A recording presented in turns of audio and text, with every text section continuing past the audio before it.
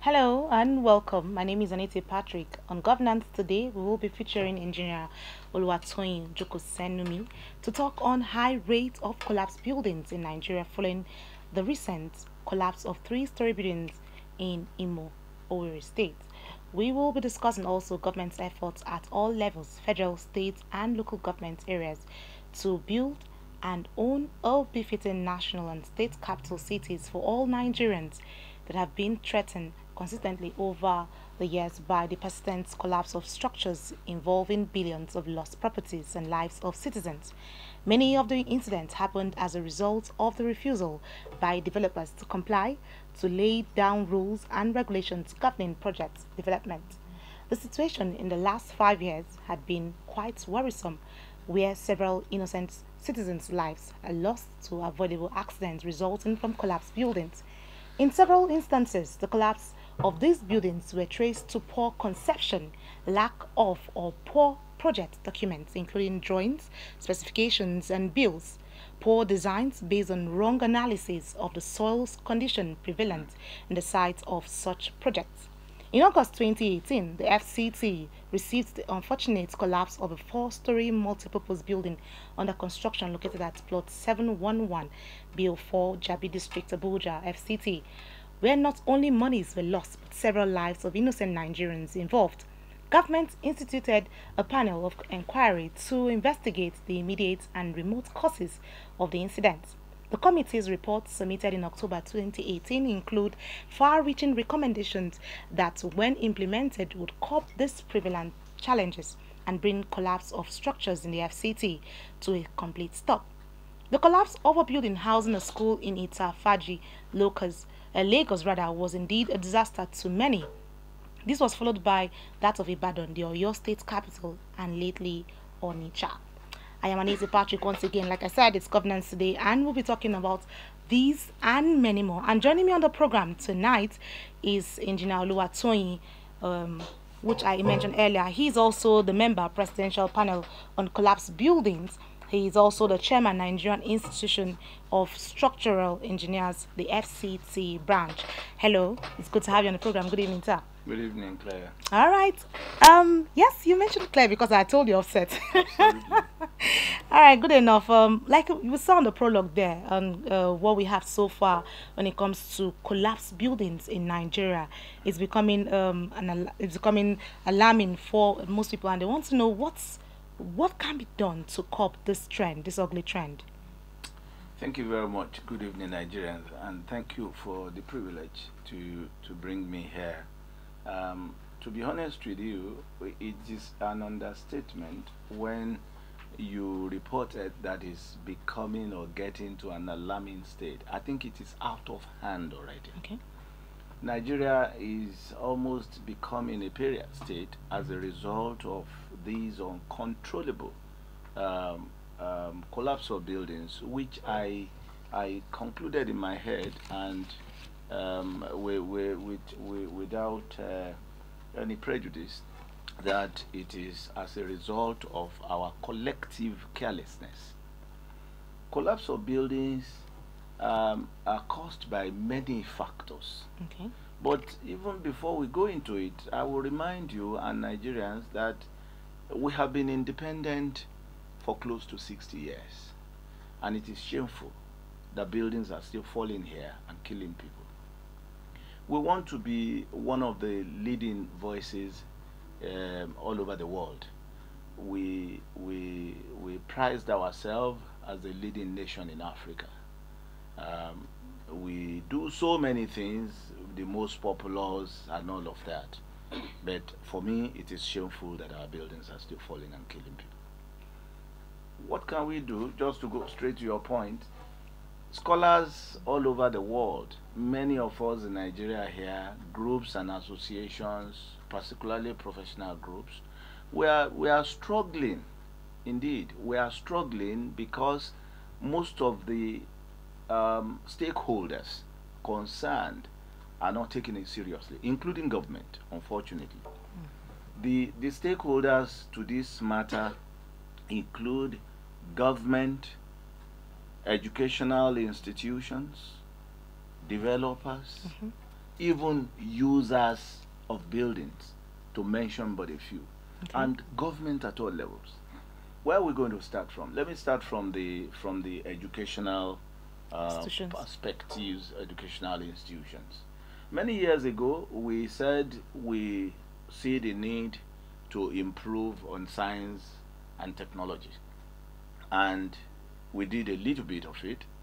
We even promised ourselves that we're going to allocate more funds to development of science and technology. That never went too far. Today, admissions into higher institutions to pursue relevant technology-based engineering courses in the universities, in the polytechnics, is still nothing to write home about, because the ratio is nowhere comparable to what we require. I can tell you for sure that our country today is about 200 million people. Shameful enough that we don't have 1,000 qualified structural engineers in this country. We have less than 1,000 qualified structural engineer in this country. Indeed, the register of the Nigerian Institution of Structural Engineers tells us every day that, including those that have departed to the world beyond, we are still less than 1,000. That is worrisome to anybody. Now, admission in the universities, in the polytechnics, are dwindling. Science are more and more becoming lower and lower comparable to mass communication, accountancy, business administration, marketing, and music, and all of that. That is where our people are going. And government is not doing something very serious about it. I heard 2 days ago when the vice president is talking about STEAM. That is fine. If we can take it to the next level, what is that? Science, technology, engineering, arts, and mathematics. It's good that they have added arts, so that we can have our peace, but let us devote more time, more funding, more attention to development of science, technology, and engineering. It is the only thing that can help us to rearrange our infrastructure, to upgrade our economy, to develop peace within this nation, to eliminate corruption, and to eliminate poverty in this society. So the universities, the polytechnics, the schools at all levels will have roles to play. Produce more teachers, encourage people to go into sciences, allocate more money, and give scholarships to people so that we can produce more engineers. There's nothing wrong if we begin to challenge great countries like China, like India, who are far ahead of us. We will get there, but we cannot continue to handle it the way it is today. The next is the curriculum of engineering education in those schools. Those curriculum must be reviewed, refined, and upgraded. The days are gone when people will just go to universities for the purposes of acquiring degrees, and they come out, they are not even useful to themselves, talk less of being useful to the society. We are producing engineers that are incompetent in every word of in every look of the word.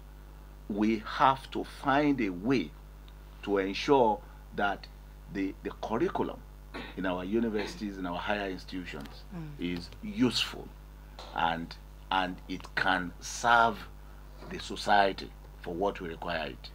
How can we do that? We benchmark our curriculum with other international organizations and societies. We look at what they are doing in other climes. It may be shocking to you to know that in Africa, for example, one of the smallest country in the entire continent is the leading engineering nation, not even Nigeria. With all our population, with all the self-acclaimed leadership, we cannot compare ourselves to small countries like Madagascar, to what they are doing in South Africa and several other places. We have a lot of work to do, and government is at the center of all of this. So I want to encourage government to ensure that we do something very quickly. Now, on the side of government, more importantly, let us work and create an enabling environment that will give legal support to ensure that quackery is stopped by all means. How can we do that? We must ensure that we give independence to most of the engineering institutions now lumped under one common umbrella called the Nigerian Society of Engineers. The Nigerian Society of Engineers is ineffective.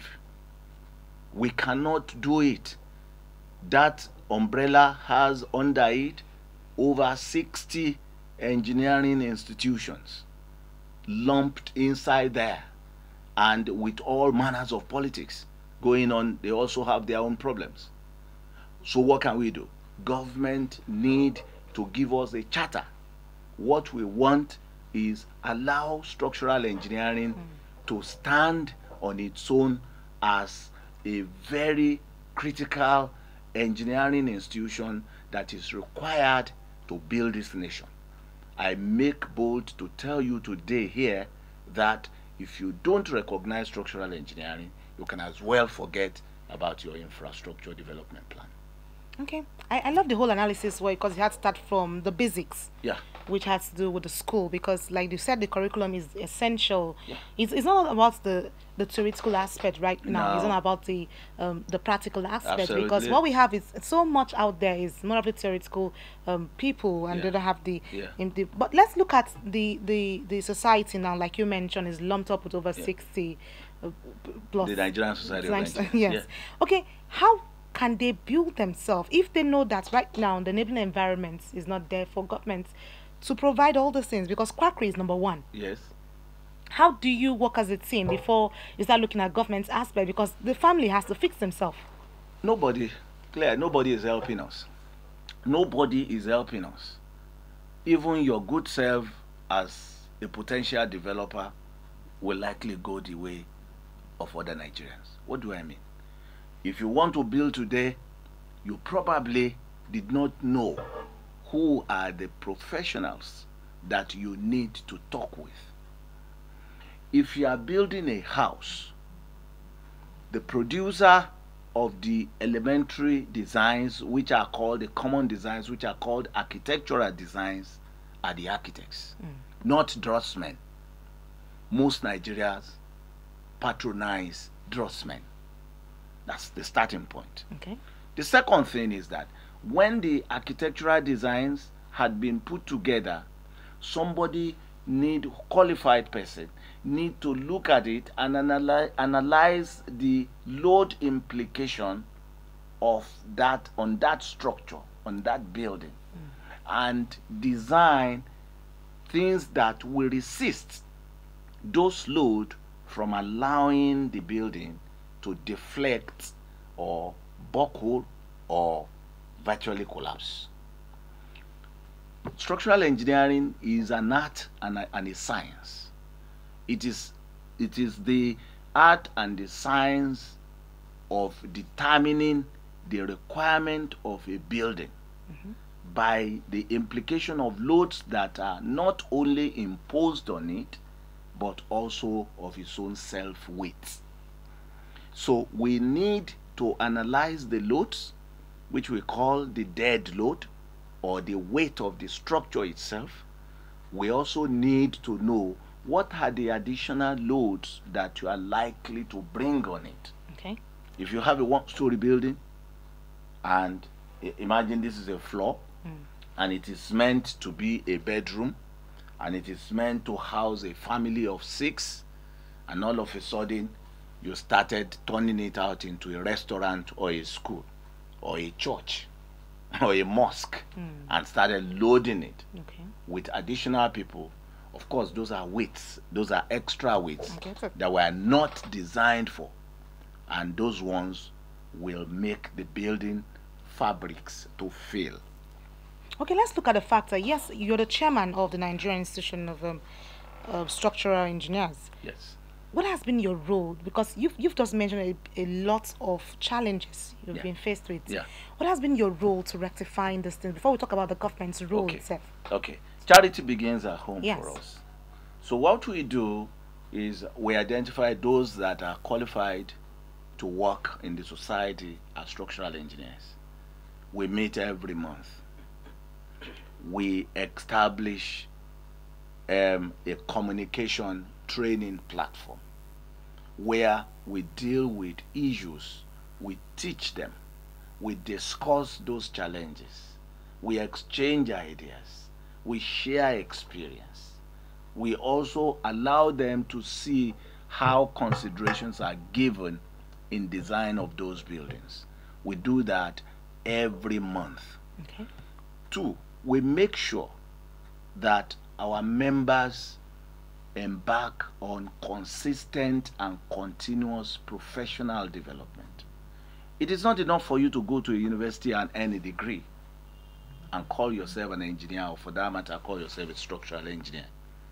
Indeed, one of the major issues that we have, even in the engineering family, is that there are people who believe that because they have a degree in certain field, they are automatically become a structural engineer. I'm talking of civil engineering, for example. Yes. If you hold a degree in civil engineering, most civil engineers believe that they are structural engineers. They are not. Civil engineering is a general, is a multi-purpose field of engineering. There are several subfields under it. Under it, we have water resources. Under it, you have public health. Under it, you have transportation. Under it, you have the structural engineering that we're talking about. Mm-hmm. So if you do not specialize, in other words, pay detailed attention to area of structural engineering while you are in school, or for that matter, do a hands-on project in structural engineering while you are in school, or develop personal interest and develop yourself and write the relevant professional credential examinations, you cannot call yourself a structural engineer. So within the engineering family, we're having a problem, because the civil engineers, who are unfortunately many indeed, civil engineering group is the largest group in the Nigerian Society of Engineers today. So it is an implosion even for the structural engineering team. We have to really fight that. And it's one of the reasons why we are saying that some of the buildings that are falling all over the places, with all due respect, not all of them are designed by quacks, unfortunately. Some of them are designed by people that are engineers, but they are not structural engineers. Because you have a stamp, I have a stamp, so we have discovered that many of the time they will take their stamp and sell it and bring your drawings and just stamp your drawings and collect money. We have seen that even within our family, and we are working very hard to eliminate that. And the only way by which you can eliminate it is for government to support us, to give us a charter so that we can become an independent institution. All right, Mr. Jokosenumi, let's take a break here. When we come back, we have more to talk about. What will be the next step following the recent collapse of buildings we've had? What has been put in place to curb these challenges? These and many more will come in part 2 of the discussion, and then our phone lines will be open to you to make your calls and send in contributions. Let's hear from you and see the way forward out of this. Stay with us.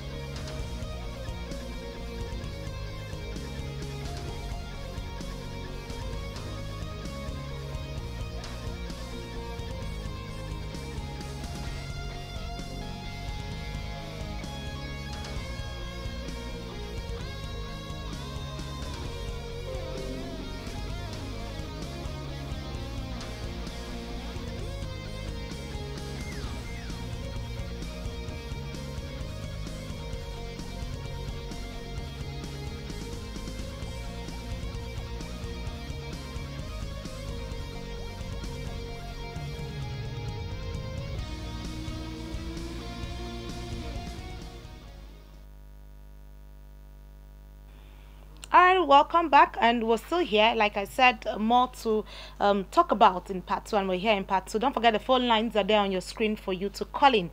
Yes, like before we went on that break, I wanted to throw this to you. Let's start from the FCT in August 2018. Yes. The collapse building we had in Jabi, because I remember that story very clearly, where it was a raining day and then so much happened. What has happened since then from the Nigerian Society of Structural Engineers? Thank you very much. It is not the responsibility of the institutional structural engineers to implement a committee report. You rightly said it at the opening that that committee was put together by government. Yes, I know there's a specific terms by the Minister of FCT, commendably so. Yes. We finished. We unraveled all the issues. Well, what really happened? What really happened was an eyesore. It was very unfortunate. That building had no drawing, nothing at all. It had no architectural, it had no structural. We cannot trace any engineer that worked on it, and indeed we discovered that the developer really cut corners. Okay. Oh yes, and we gave very strict recommendation that when such happen, government should be decisive. Such sites, such allocation should be withdrawn, and such developer should be made to pay for the lives and properties that were lost. But let me come straight to what happened in 2018. 2018, like I said, they started at the time.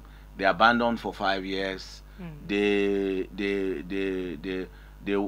just found their way, smuggled their way into the development control system, and collected approval which they were not qualified for.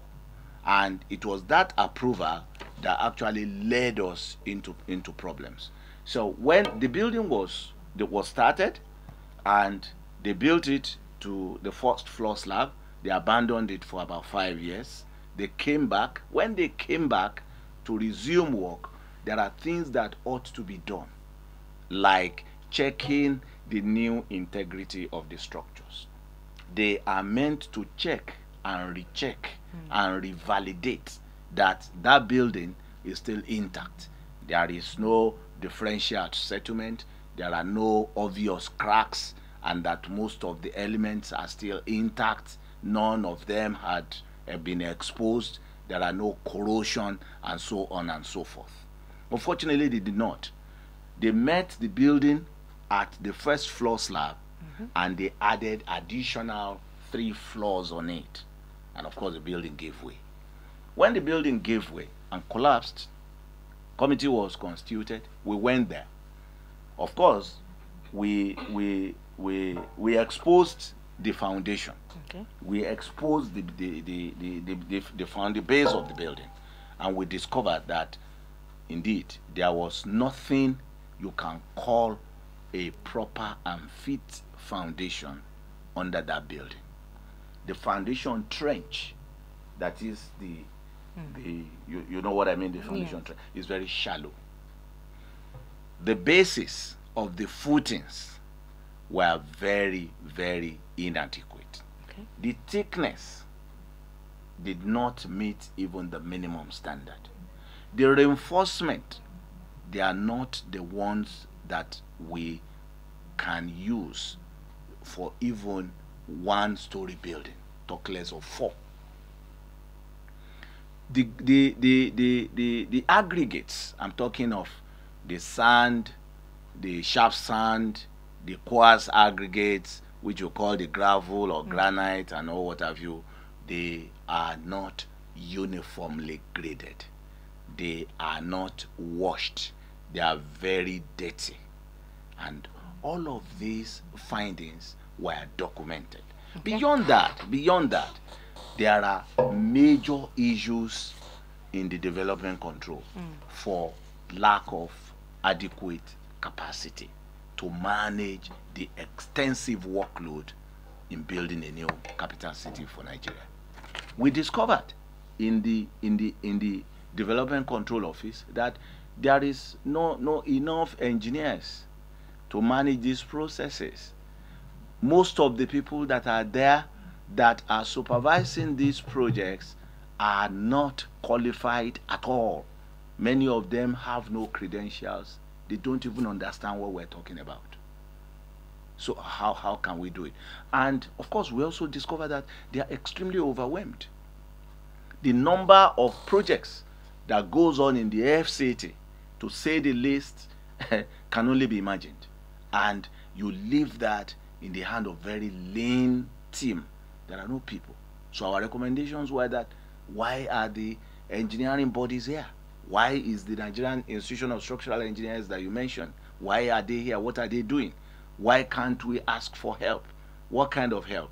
We can help them by collaboration to share the load responsibility. We can help them in capacity building so that they don't need to go to school for full time. We can actually work out something and find a way to step them up. We can also assist them even in the documentation, checking the calculation sheets, checking the drawing, ascertaining the qualifications of people that are working for them as structural engineers, and giving them background information on what to do, and indeed supporting them. The another one that is critical is the poor project management techniques. In fact, in most times there are no project management techniques in place at all. There's no framework, there are no processes, and so things cannot be delivered when it is not properly governed. All right, let's pick this call and then I'll ask you what I want to ask you. Hello, good evening. Hello, please can you turn down the volume of your TV so we can hear you? Hello? Hello, can you hear me now? Okay, I'm sorry, you have to turn down the volume of your TV so we can hear you and then we can have a conversation. Yes, I with all of this, when the recommendations was made and it wasn't carried out, how did you feel when you, or I'm talking about as a body now, not just you in person, how did you feel again when you heard about the collapse in Lagos, for instance? That was for FCT. Of course. And then there was another one in Lagos, and recently we're having this new one now. Absolutely, Indonesia. How did you feel about that of Lagos? Because Very that was Lagos. sad. And then another thing that happened in Lagos was the fact that the government also looked out for, told the management in charge to go around, check out for buildings that they're not fitting enough, and they had to take them down. Yeah. How did you feel when nothing was done in the first instance? What can they do, of course, in the second Well, one? to be honest with you, in the case of the FCT, I wouldn't blame the Federal Capital Authority, because in fairness to them, when we submitted and the report was received in October, it almost went into activities of the end of year. And don't forget that as soon as we came out of the end of year, we ran into politics. We started talking about so all of this had actually a very serious toll on the implementation plan. But we did not leave them alone. We are talking with them, and I come to say publicly here that I'm quite impressed about what they are doing, because one, they have accepted all the recommendations and they are willing to go with us, and to demonstrate that, they have even made an announcement based on our recommendations that almost all tall buildings in Abuja must be recertified. We must ensure that they are stable and they can withstand excessive pressures, so we don't need to fear about loss of lives and properties. Okay, because I know at some points people had a lot of residents had cried out for the whole collapse of building, because this is the rainy season again, and then there's this fear still there out there for people that how sure are they are still safe in their homes, because if you look at some buildings, there are some cracks, there's some wet walls, and it shows that some, I don't know, I'm not an expert in this, maybe you have to explain. Yeah, you see, what we need to do, we take, if there is anything we take for granted in Nigeria, there are so many. Please, can I building houses is one of it. Okay, let's pick this call and then we'll continue. Okay. Hello, good evening. Hello. Okay, we lost all right. I said there are so many things that we take for granted in Nigeria. Many things. But certainly building houses is one thing that I know since I was a small boy. Yeah. Because anybody, it is one profession or one business that any Dick, Tom and Harry can go into. You see people retire today as minister or permanent secretary. The next thing is that they start carrying around with portfolios and looking for contracts, and they can build anything. And you ask them, they say they can do it. And you'll be wondering, if you know you can do it, why didn't you choose to go and study that and get a degree from the university? Why did you go there to read history, to read geography and the rest of it? Why didn't you go and pursue that? So we need to ensure that we allow the professionals to do their work. Okay. The law, that's why I'm talking about the law. The greatest challenge is government commitment. Government, and this is the only time, this is the best time for us, when we have a president that can say it and do it and stand by it. Okay. So let us take advantage of President Buhari now being around. Let us take advantage of him. Let us have all the laws. Let us tell people who have no business in that industry to get out of the place. If you want to practice in that industry, then get what it takes. If you need to hire people, hire qualified people. We are not saying you cannot practice there. You can be sponsors, but you cannot be practitioner. That is the difference. But you can be sponsors. You can say, I know of many companies in the 70s and the 80s. Construction One, there was an old company in Lagos called Construction One. The owner, the sponsor, was an accountant. I don't know whether the man is still around today. I mean, very big company. He does a lot of projects all over the place. But he's never involved in the act of building. He's never involved in decision-making process. Allow the engineers, allow the professionals to do their work. But most of the time, we also patronize quacks ourselves.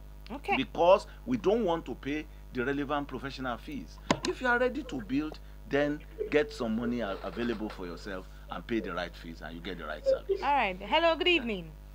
Good evening. Good evening. Can you turn down the volume of your TV so I can hear you? Okay. Okay. What's your name and where are you calling from? Okay. When you do that, you can call back and then we'll have a conversation.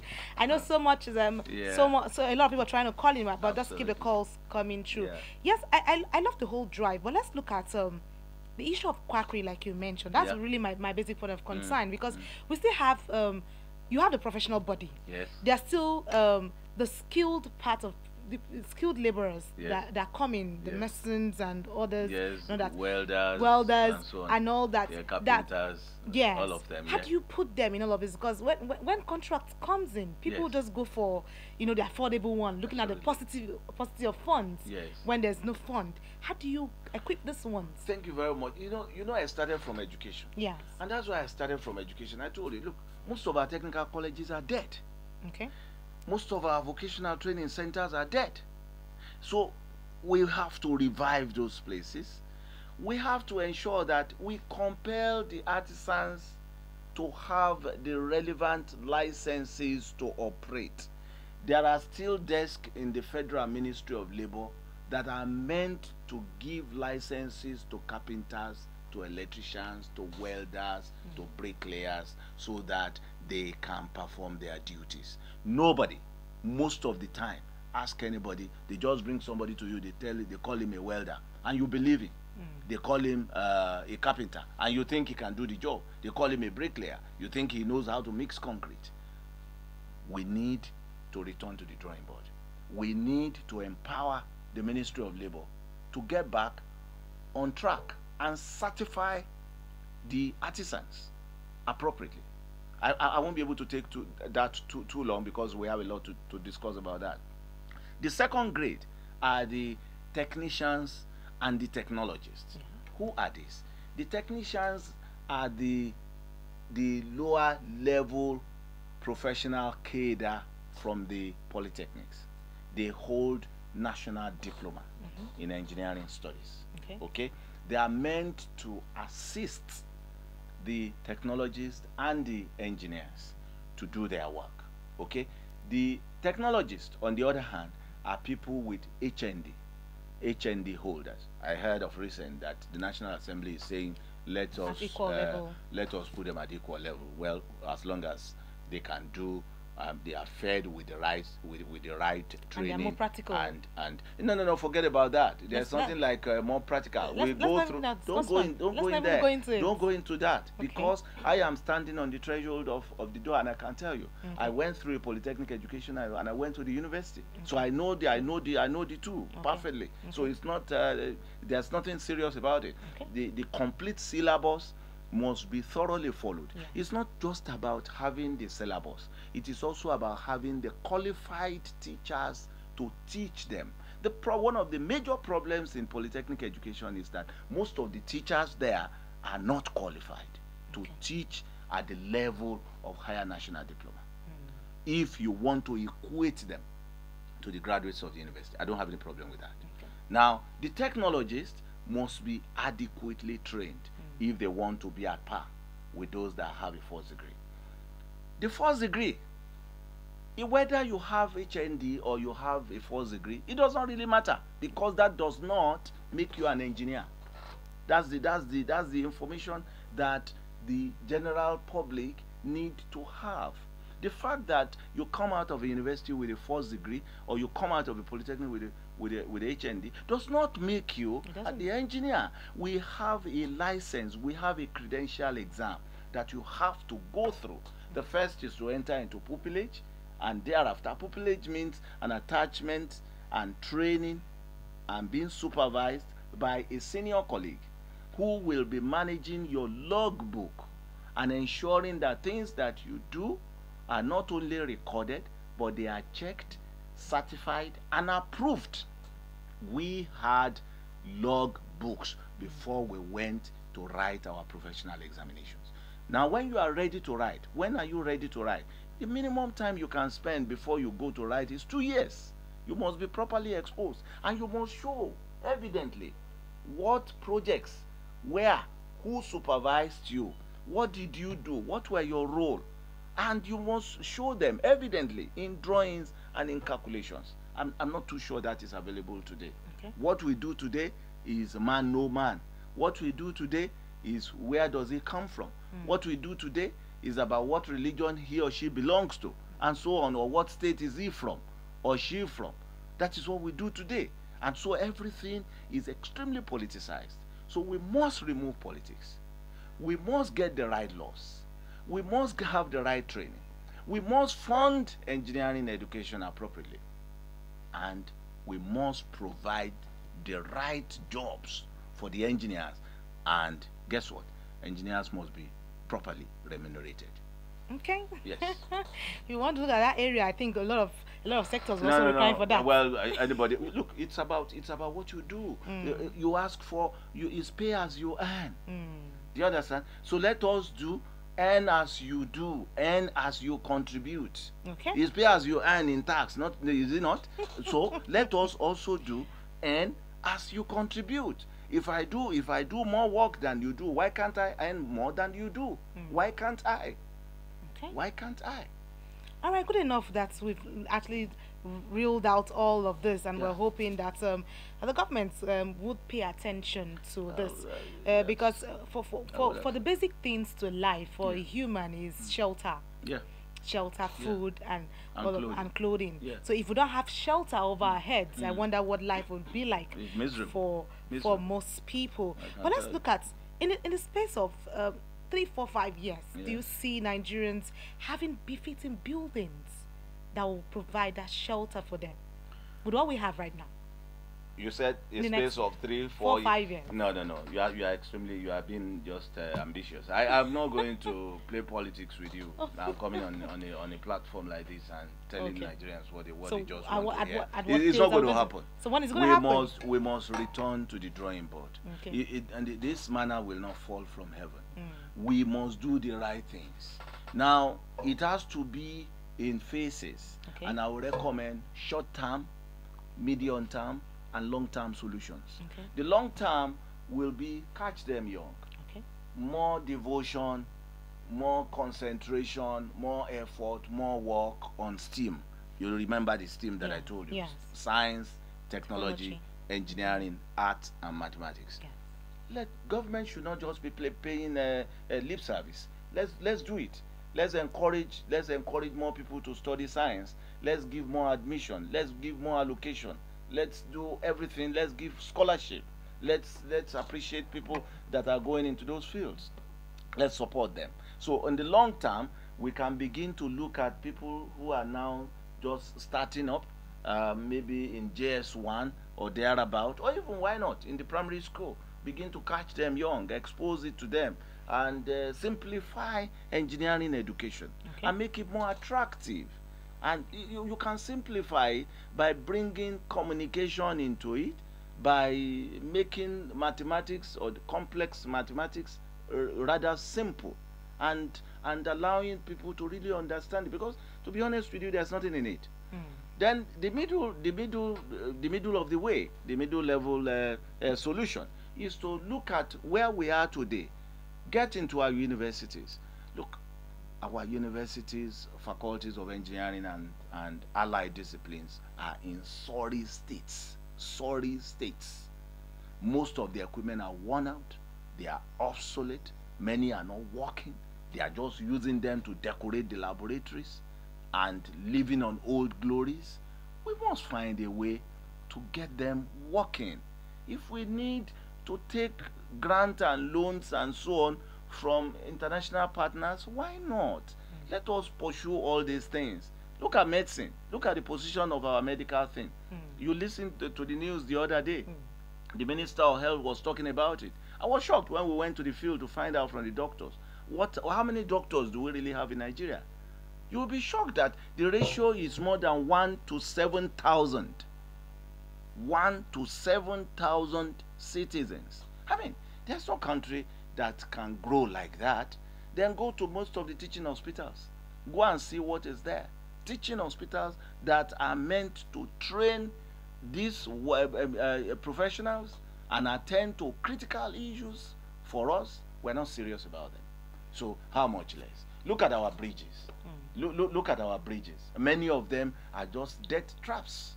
We're just flying and riding on them without care. Look at our tall buildings. Many of them, I can tell you, are not qualified to be standing because we are aware that they did not go through all the necessary checks. So in the short term, we want government unflinching commitment.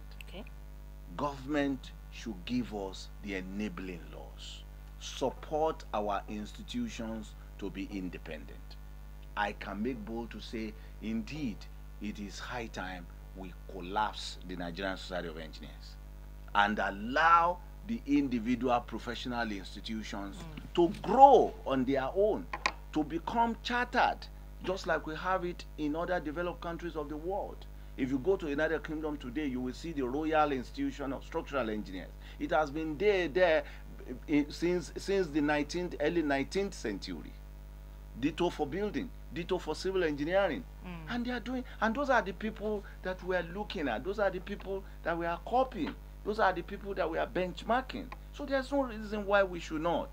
Then, of course, again, we should begin to institutionalize the habit and culture of project management in our engineering discipline. By project management, I mean the application of tools, of techniques, of solutions that can deliver our projects fast, quick, and successfully enough without wasting money. That's the only time we can return value for money. That's the only time you can have peace. That's the only time buildings can stop collapsing. If we don't do all of this, believe you me, we're wasting our time. Okay. Well, at this junction, I just want to say a very big thank you to you, Mr. Oluwatoyin Jokosenumi. Jokosenumi. Oh, Father. This Jokosenumi. Okay, I think I got it better yes, now. Jokosenumi. Thank you so much for being our guest on the program. We hope to have more of this because we can't finish it in one segment like this. We have a lot of problems. What a delight to have you. You seem very good to talk. Well, you've heard it from him. So much to be done to ensure that people have shelter over their head, and they also have the need to live long, because you can't be living under your roof and then something just drops on you and that's the end of your life. Governments need to ensure that this sector is being fixed, and then more is done. Let the funds be available. Let the practitioners, the experts that know these things. Let's go back to the elementary and fix this. That is all we can take tonight on Governance Day. My name is Anita Patrick. Many thanks for watching. Let's do this again on Monday, same time. Enjoy your evening.